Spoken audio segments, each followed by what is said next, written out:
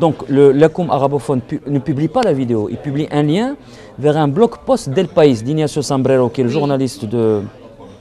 Donc, et ils essaient de le attraper, de l'accusant d'être un... Alors, ils l'ont arrêté. Alors, deux choses. Oh, non, non, non. Ce qui est intéressant, c'est que le site francophone, c'est-à-dire moi, nous, on a publié la vidéo.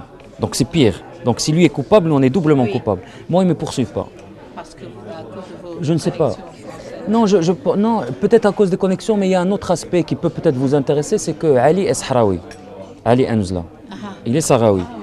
Et les accusations qu'on portait contre nous et contre lui surtout, et lui est plus vulnérable que moi parce que lui est sahraoui, ce que je ne suis pas, c'est qu'il est Polisario, c'est qu'on est financé par les Algériens, enfin bon, l'histoire traditionnelle.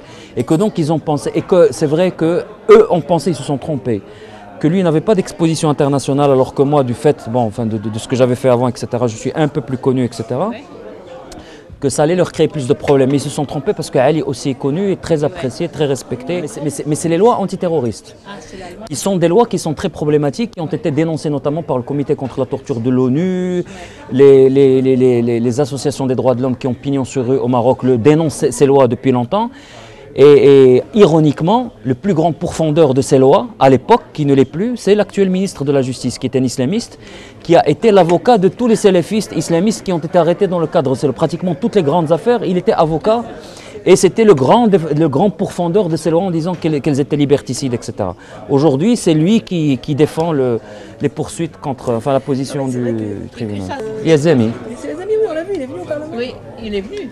Qu'est-ce qu'il a fait? Non, il fera rien. Les amis, moi je considère que Driss les amis et ce conseil-là sont nos ennemis en réalité, parce que c'est eux qui arrivent à séduire des gens comme vous, pas vous, mais des gens qui sont en France, des députés ici, etc. C'est un grand débat sur est-ce qu'on peut changer les choses de l'intérieur. Non, mais ils ne changent pas de l'intérieur. Non, moi je suis d'accord. Allé au Sahara, Oui.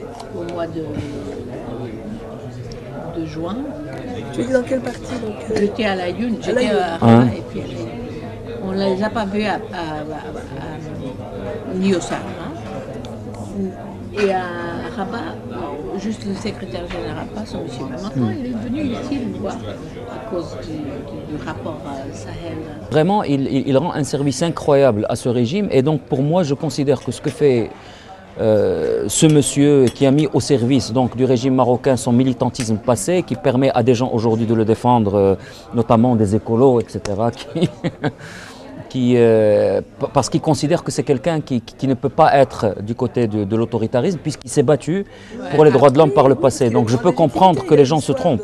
Mais aujourd'hui, ce qu'il faut savoir, c'est qu'il fait partie d'un groupe de gens qui font du ravalement de façade d'un régime qui reste autoritaire dans son ADN, qui n'a pas changé de ce point de vue-là. Et dans toutes les affaires importantes, il n'a servi strictement à rien. C'est-à-dire, mais quand après, il y a des pressions internes et externes, il vient après dire c'est notre intervention, on a essayé de façon confidentielle, nous avons mené des actions qui ont permis d'adoucir la position marocaine. On attend de voir parce que le juge d'instruction peut prononcer un non-lieu, ce qui est très peu probable. Mais on va voir, on va attendre parce que j'étais aux États-Unis avant de venir ici à Washington pour pour faire le même travail, pour essayer aussi de voir avec les gens du département d'État. Leur exposer la situation. Ce qui est très bien, c'est qu'il y a un consensus général chez tout le monde que l'Akoum et Ali Anzla n'ont rien à voir avec le terrorisme, que ce sont des poursuites injustes. Ça, c'est une bataille qui a été gagnée. Donc le régime marocain prêche dans le désert quand il dit il y a du terrorisme, etc. Et malheureusement, ces 10 dernières années, nous avons vu que dans les cas, c'est le cas de Ali El-Mrabt, d'Aminatou Haïdar, etc., c'est sous la pression que le régime a bougé. Donc s'il n'y a pas de pression, rien ne se passera.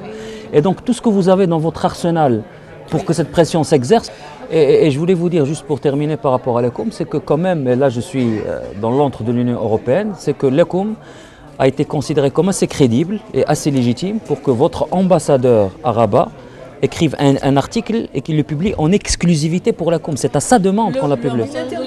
De l'Union européenne. Non, c'était un article. Il a fait un article sur la coopération maroco-européenne et il a choisi l'Akoum. C'est lui, on ne lui a rien demandé. Il a dit je veux que ce soit publié dans l'Akoum. Et c'était quelques jours avant l'arrestation de Ali. Non mais je confirme, je dois partir. Non, mais je vous remercie infiniment pour votre temps. Je sais que votre temps est précieux, donc je vous remercie.